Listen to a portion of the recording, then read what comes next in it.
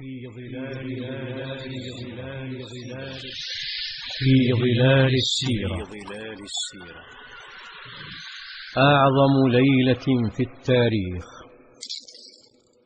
اختفت السماء والنجوم من مدخل الغار، فالتفت محمد عليه السلام فرأى شخصا ضخما يسد باب الغار ويتهادى نحوه بهدوء. فزع لمنظره، وواصل الشخص تقدمه نحوه، فنهض عليه السلام لملاقاة هذا الغريب الذي لا يعرفه ولا يدري ما الذي يريده. فإذا بالغريب يقترب ويفتح ذراعيه ويضمه إليه بقوة، حتى ظن محمد أنه سيموت من شدة ضمته. ثم أطلقه وخاطبه بصوت مهيب: اقرأ. دهش عليه السلام لطلب الغريب، فقال متسائلا خائفا: ما أنا بقارئ. إنه جبريل المهيب عليه السلام، كبير الملائكة. ثم عاد لضمه مرة أخرى، ثم أطلقه وقال وحيا: اقرأ.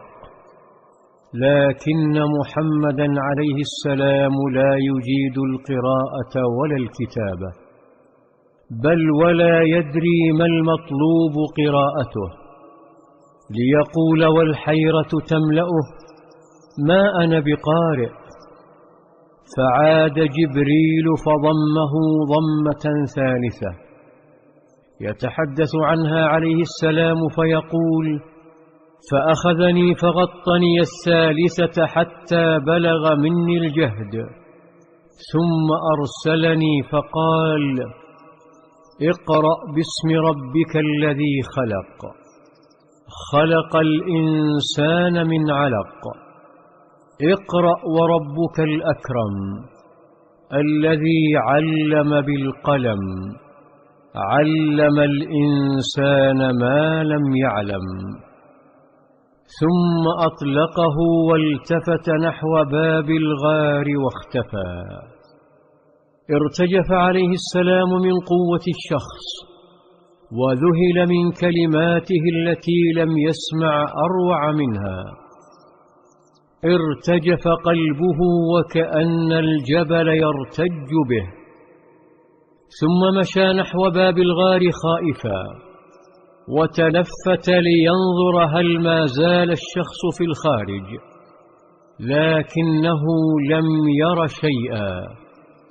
فزاد خوفه وارتجافه وانحدر بسرعة. لم يدر أنه تحول من شخص عادي إلى نبي صلى الله عليه وسلم. انحدر يتصبب عرقا وحيرة. وحالما دخل بيته قال وهو يرتجف: زملوني زملوني. فغطته خديجة وأم كلثوم وفاطمة وهن يشعرن بالخوف عليه، حتى إذا هدأ روعه سألنه، فقص عليهن ما جرى له. وبعد أن انتهى التفت إلى الحبيبة خديجة بسؤال كالدموع، وقال لها: يا خديجة ما لي؟ لقد خشيت على نفسي.